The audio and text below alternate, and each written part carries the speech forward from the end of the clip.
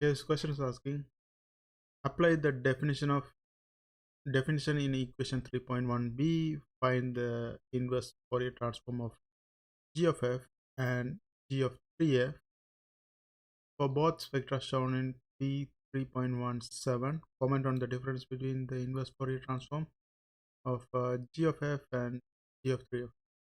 For this video, I'm just going to do this part, A part only. I may do the B part in a separate video. Okay, so let's look at the A part. And the equation given for 3.1b is this: g of t is equal to f inverse g of f, which is equal to negative infinity to infinity g of f e power j to phi f t and df. And here this is the equation for the inverse Fourier transform. The difference between Fourier transform and inverse Fourier transform, you will see this is integrate respect to frequency, and also you will see there's no negative sign on the power of e power. Okay, that's inverse Fourier transform. Now we have to deal with this, and the equation for this graph is given by 3f square. So we can go ahead and plug it in the given Fourier transform equation.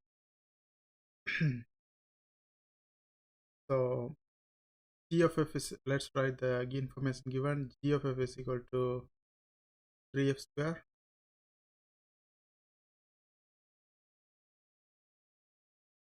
and then g of t is equal to negative infinity to infinity g of f e power j to 5 j to 5 f t t.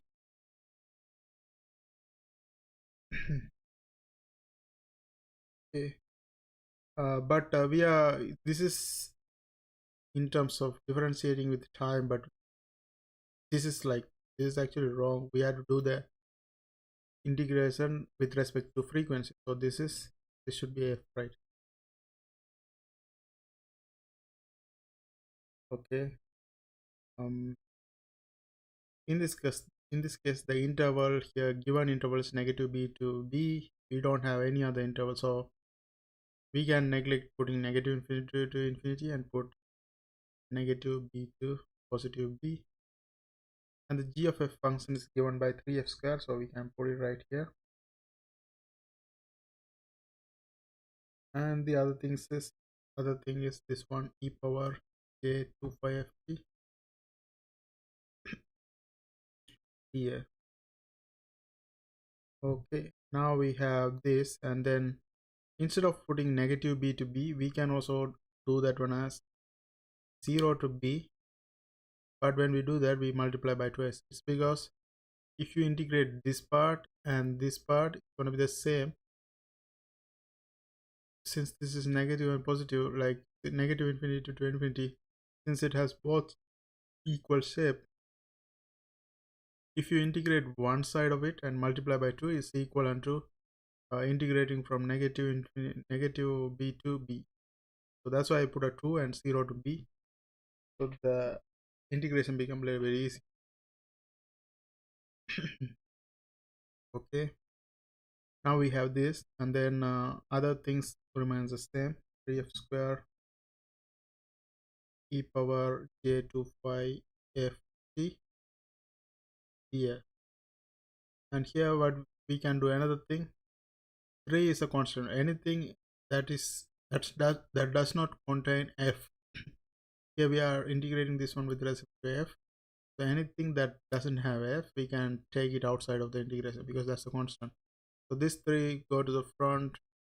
So we are going to have 6 integration 0 to b f square e power j to 5 f t here. Okay, now we have to do the integration. Since we have two integrations, like you see, we have a function of function with f, that is f square, and we have another function with f e power j to 5 f t df. When you have two functions like this, and if you integrate, it's gonna come out like this. it's gonna come out um, but here we can do another thing. We can do the Euler's identity instead of doing like this. That makes this thing easier. If you do the Euler's identity for this one, this gonna become 6 integration 0 to b, and then we are gonna have, for the real part, we are gonna have the cos f square cos j to phi f t df, and for the imaginary part we are gonna have the sine integration 0 to b sine 2 phi f t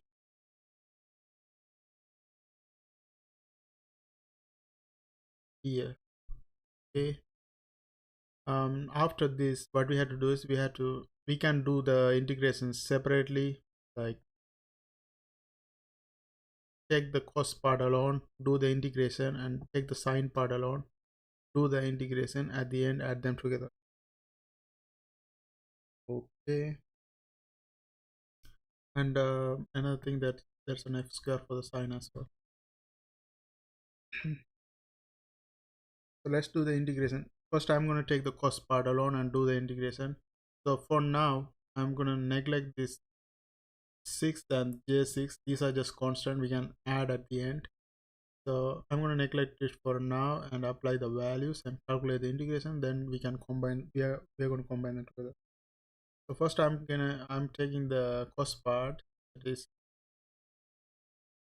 0 to be f square cos j2 phi ft df ft df, and if we do the integration with respect to frequency with respect to f, we are going to get,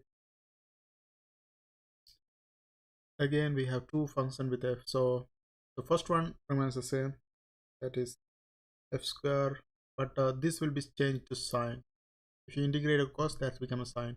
So f square, and this one becomes sine j 2 phi ft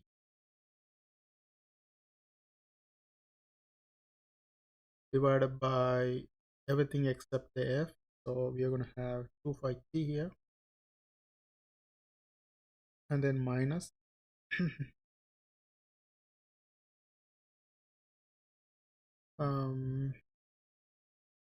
then we are going to have inside integral.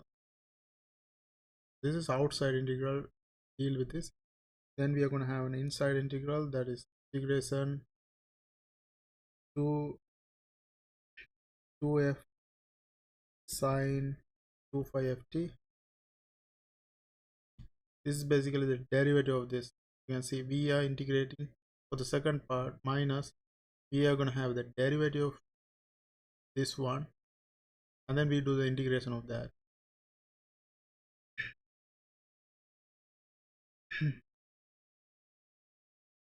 Okay, that is divided by 2 phi ft,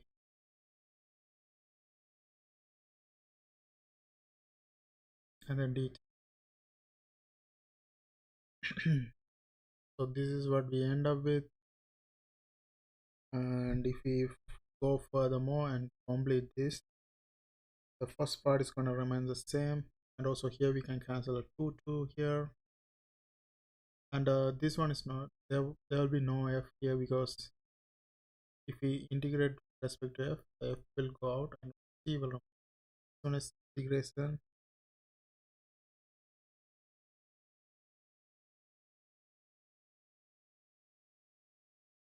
Okay, this one is integration with respect to f.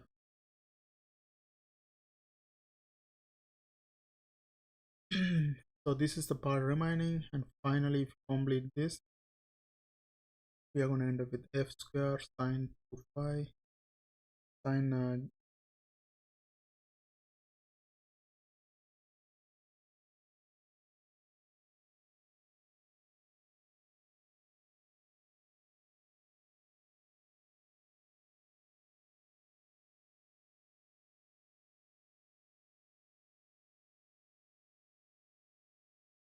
yeah sine 2 phi ft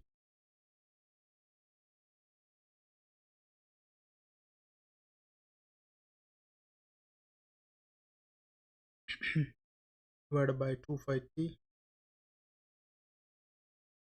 and then minus, I take the phi t to the front because this is a constant. We are just integrating this one with respect to f, so 1 over phi t we can take to the front, and if we integrate this one again, this is going to be minus f. Now sine turns into cos, so cos j 2 phi f t divided by 2 phi t plus cos 2 phi f t divided by 2 phi t.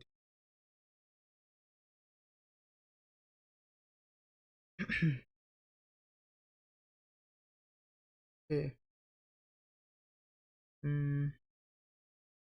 So this is what we have for the first part, but we still have the constant. We can add this one at the end, but we have another one to deal with, that sine part. So I'm gonna do this in a separate. In the sine part, we have again 0 to b f square sine 2 by f. So this is if you integrate this one will become minus f square cos 2 t divided by phi, then plus integration to phi f.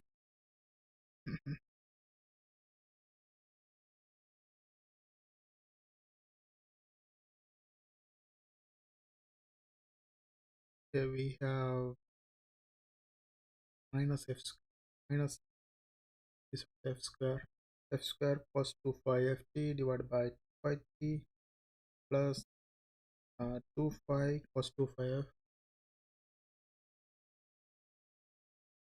cos 2 phi f right here.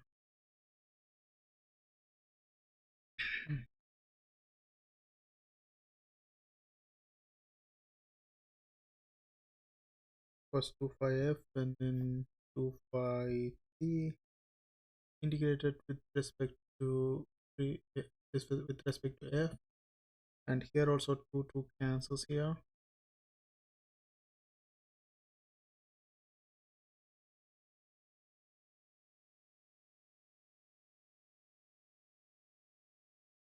Okay, not 2 phi, this is 2f.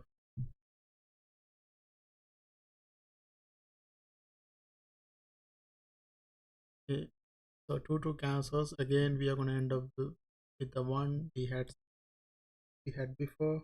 Like we can take the 1 over phi t to the front and we do it again. So this is going to be minus f square cos 2 phi f t divided by 2 phi t and then plus 1 over phi t, and here we are going to f sine, when we integrate a cos, that's going to become sine f sine 2 phi f t and 2 phi t, and here minus sine 2 phi f t divided by 2 phi t. So finally we can combine. Now we have did the integration for the sine part. So we have done the integration for the cos part and the sine part. Now we have to combine both of them. Okay, let's say this one is equation 1, so we are going to bring this one back into this form. We have a 6 and a j6 should be add in front of the integration we have done. So the final answer for this one is going to be, so from equation 1, okay, I'm bringing the equation 1 again, and equation 1 is basically a combination of these two, integration of the first part and the sine part. Do that, the final answer will be g of t is equal to 6 times f square sine 2 phi t divided by 2 phi t, and then minus 1 over phi t minus t cos 2 phi t. divided by 25t plus cos 25t 25ft divided by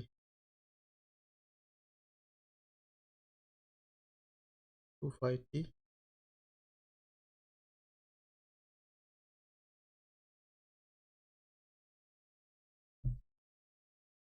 and then